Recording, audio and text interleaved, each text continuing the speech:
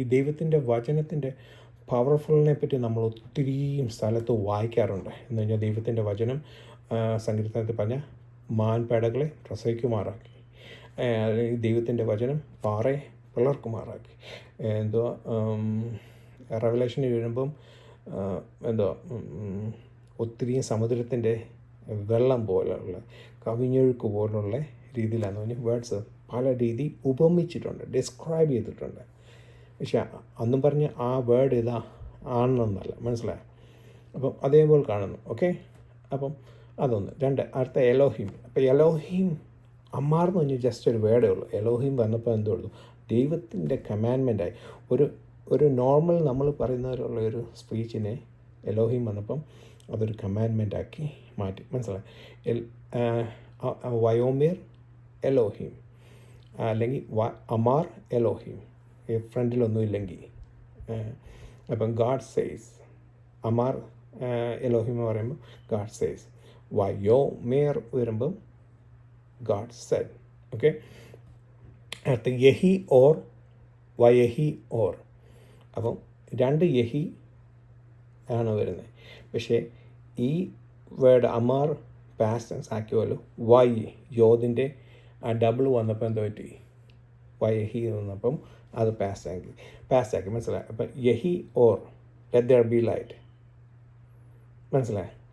Y യഹി എന്ന് പറഞ്ഞപ്പോൾ there was light, past tense ആക്കി, മനസ്സിലായി? ഒരു ഇത് എബ്രായ ആൾക്കാരത് പറയുന്നത് രണ്ട് ബിഗ് ബാങ്, മനസ്സിലായി? രണ്ട് അക്ഷരങ്ങൾ ബാങ് ചെയ്തപ്പം ഇതായെന്ന് പറയും, മനസ്സിലായി? ഒരു പാസ്റ്റ് ടെൻസും ഒരു പ്രസൻറ്റ് ടെൻസും വന്ന് ബാങ് ചെയ്തു, വാവ് അതിനെ കണക്ട് ചെയ്ത് ഇതാക്കി, മനസ്സിലായി? അപ്പം ഇനിയും നിങ്ങൾ ശ്രദ്ധിക്കേണ്ട ഒരു കാര്യം, ഓർ എന്ന് പറഞ്ഞൊരു വാക്ക് നിങ്ങൾ ശ്രദ്ധിച്ചിട്ടുണ്ടോ? ആ എബ്രായ ഭാഷയിൽ നിങ്ങളതൊന്ന് ഗൂഗിൾ ചെയ്യാൻ പറ്റുമെങ്കിൽ ഗൂഗിൾ ചെയ്യണം കേട്ടോ. ഗൂഗിൾ ചെയ്തിട്ട് ആ ഓർ എന്ന് തന്നെ നോക്കണം. ആലേഫ് വാവ്, അതിൻ്റെ മേലിലൊരു ഡോട്ട് പോലെ വരും. അതിന് ഹോലേം എന്ന് പറഞ്ഞ ഒരു ഇത് എന്തോ വാവൽസാണ്, മനസ്സിലായി? അത് കഴിഞ്ഞ് റേഷ് എന്ന് പറഞ്ഞ വാക്കാണ് വരുന്നത്. അപ്പം ആലേഫ് എന്ന് പറഞ്ഞ വാക്കിന് ദൈവത്തിൻ്റെ യൂണിറ്റി, മനസ്സിലായി?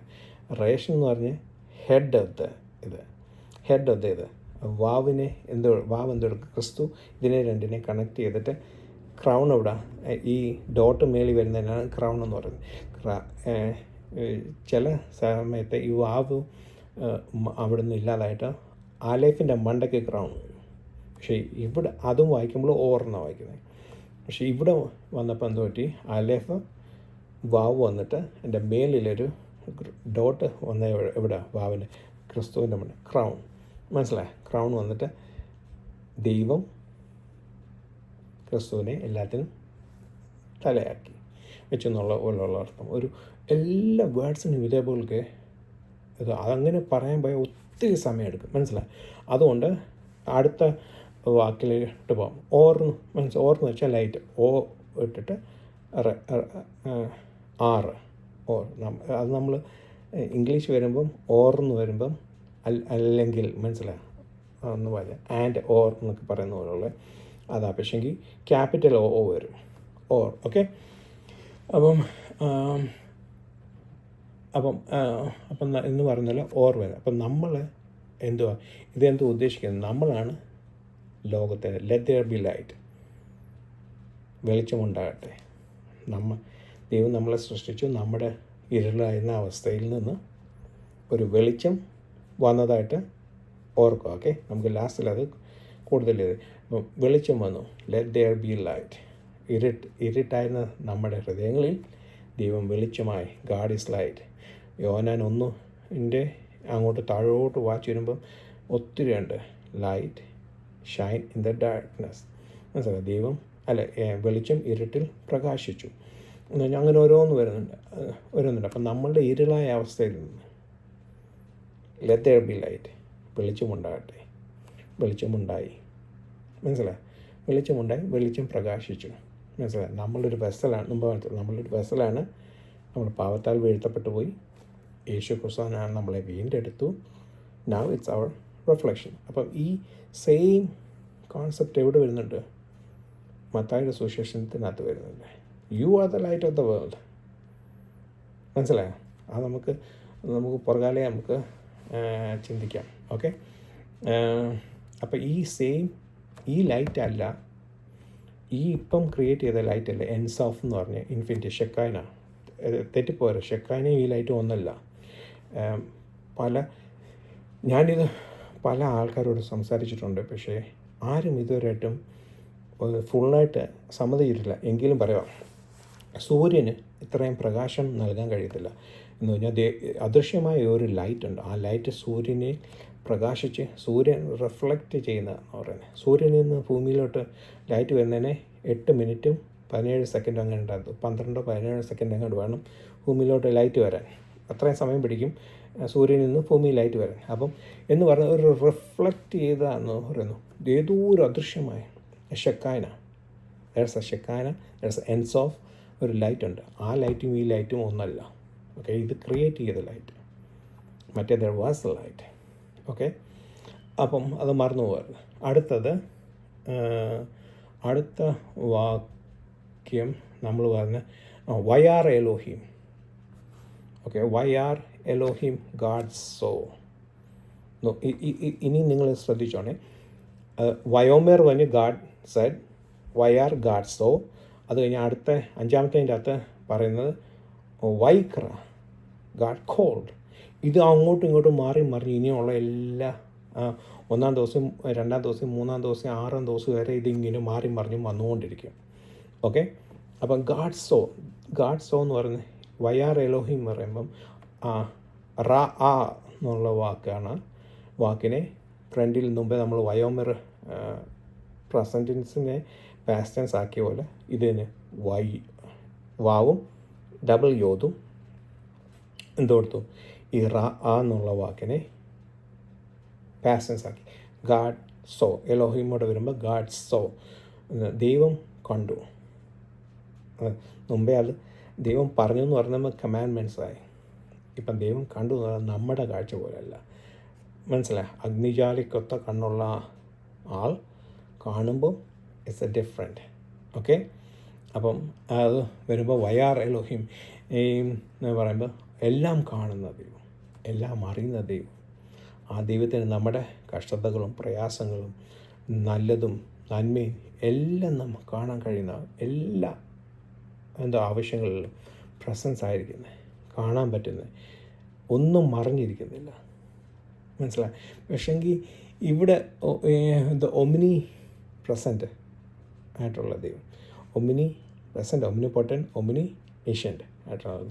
അപ്പം ഇവിടെ വരുമ്പം ഒരു റോമലേനത്തിൽ വരുമ്പം ദൈവത്തിൻ്റെ അദൃശ്യനായ ദൈവത്തെ ദൃശ്യമായി കാണുന്നതാണ് നേച്ചർ എന്ന് പറയുന്നത്. മനസ്സിലായി? അപ്പം അങ്ങനെ വരുമ്പം ദൈവത്തിൽ നിന്ന് ദാവീദ് പറയുന്നത്, എനിക്ക് ഞാൻ പക്ഷിയെപ്പോലെ ചിറക് ധരിച്ച് സമുദ്രത്തിൻ്റെ അറ്റത്ത് നിന്ന് പാർത്താലും അവിടെയും നിൻ്റെ കാര്യം. God's presence is every way, God who sees everything. Okay, അപ്പം ആ ദൈവം അങ്ങനെ വരുമ്പം ഒരു ഹിന്ദുസത്തിലെ ഒരു കോൺസെപ്റ്റുമായിട്ട് അവർ ദൈവം മുക്കിലും മൂലയിലും തുരുമ്പിലും തൂണിലും തുരുമ്പിലും എല്ലായിടത്തും ഉണ്ട്.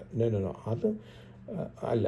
പക്ഷെങ്കിൽ ഈ സുംസും പോലെ ഉള്ള God, everything was created on top of Shekinah, inside the Shekinah.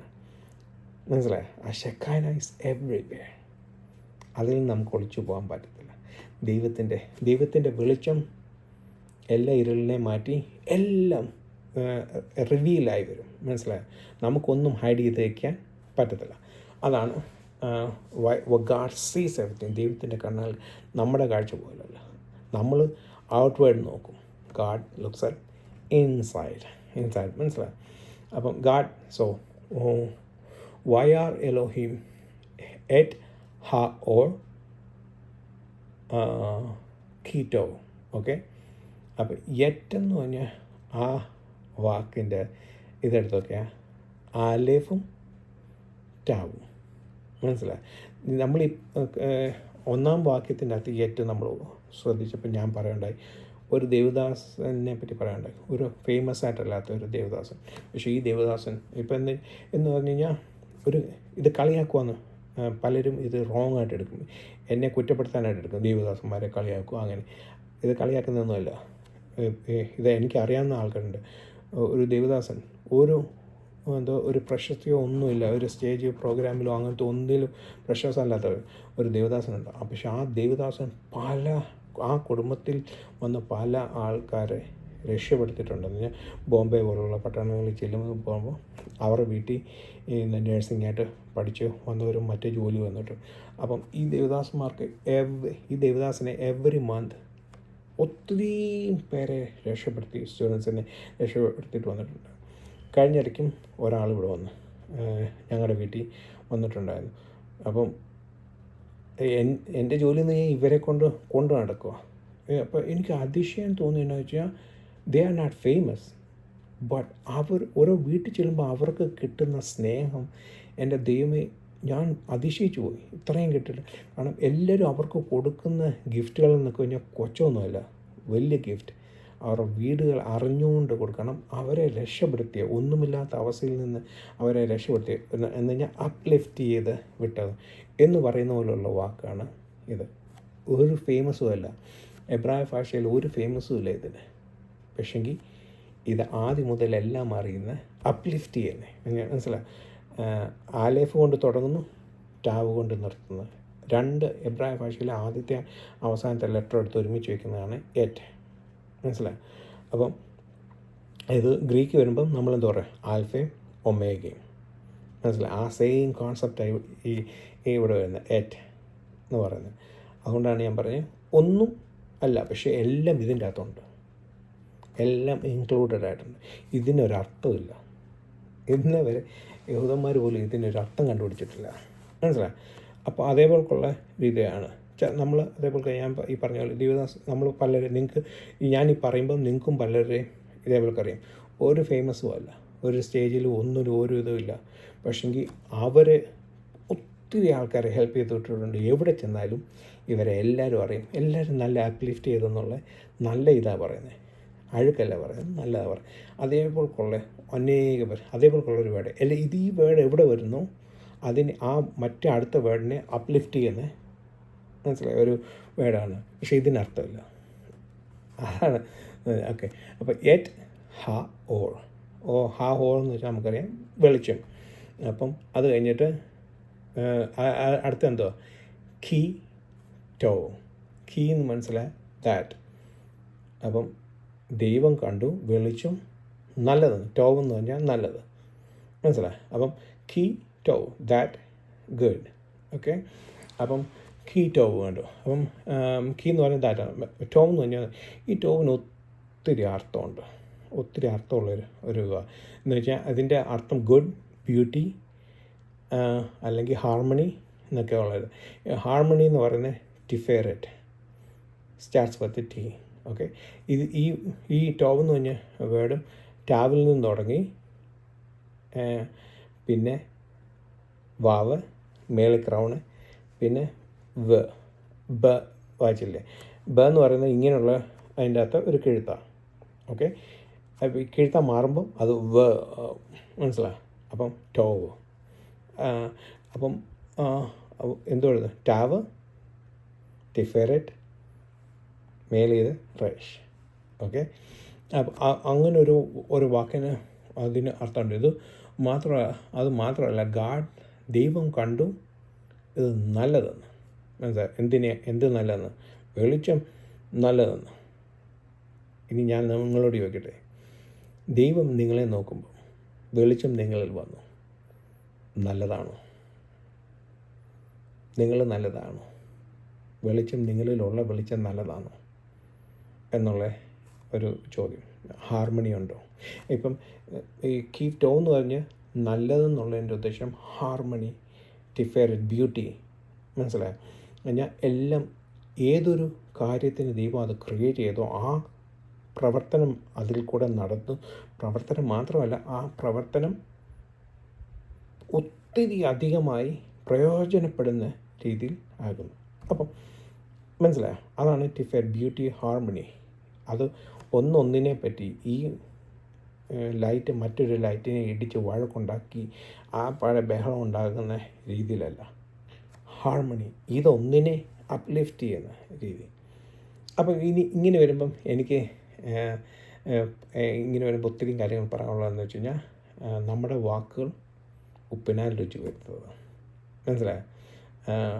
ഉപ്പിനാൽ രുചി വരുത്തുക. നമ്മുടെ ഓരോ കാര്യങ്ങളും അടുത്ത ആളിനെ അപ്ലിഫ്റ്റ് ചെയ്യുന്ന രീതിയിലുള്ളതായിരിക്കണം. മനസ്സിലായോ? ഇപ്പം ദാവീദും ശൗലും തമ്മിൽ ഉള്ള കാര്യത്തിൽ ശൗല് ദാവീദുമായിട്ട് ഹാർമണിയായിട്ട് പോകുമായിരുന്നെങ്കിൽ ദേ വുഡ് ഹാവ് ബീൻ ഒരു ഒരു ഒരു ഒരു ഭയങ്കര ഒരു നേഷനായിരുന്നു, അൺബീറ്റബിൾ നേഷനായിരുന്നു. പക്ഷെങ്കിൽ ഒരു അഭിഷക്തൻ രാജാവ് മറ്റൊരു അഭിഷക്തനെ അവിടെയുള്ള ജലസി കൊണ്ട് പിന്നെന്തോ ആണെന്ന് നമുക്കറിയാം. ദുരാത്മാവ് വന്ന് കുന്തം എറിയുക. ഹാർമണിയാണോ അവിടെ ഉണ്ടായത്? ഒരു വെളിച്ചം, അവിടെ ഒരു വെളിച്ചത്തെയാണോ ക്രിയേറ്റ് ചെയ്തത്? അല്ല, അല്ലേ? ഹാർമണിയല്ല. ആ ദൈവം ഉദ്ദേശിച്ച പോലുള്ള വെളിച്ചമാണോ അവിടെ ഉണ്ടായത്? അല്ല. പിന്നെന്തോ ഉണ്ടായേ? കോൺഫ്ലിക്റ്റ് അവിടെ ഉണ്ടായി, റൈറ്റ്? വഴക്കുണ്ടായി. ഒരു ഹാർമണിയായിട്ട്, പക്ഷെ ഹാർമണിയായിട്ടുള്ള അവസ്ഥയിൽ പോകുമായിരുന്നെങ്കിൽ അവിടെ ദൈവത്തിൻ്റെ നാമം വിജയിക്കുകയും ചെയ്തതിനെ. ദേ ബിക്കം ദ അൺബീറബിൾ ഇതായതിനെ. ഒരിക്കലും തകർക്കപ്പെടാൻ പറ്റാത്ത രീതിയിലുള്ള ഒരു വൻ ശക്തിയായതിനെ. പക്ഷെങ്കിൽ ജലസി, മനസ്സിലായി, നമ്മുടെ ആ വെസൽ നമ്മൾ കീപ്പ് ചെയ്തില്ല.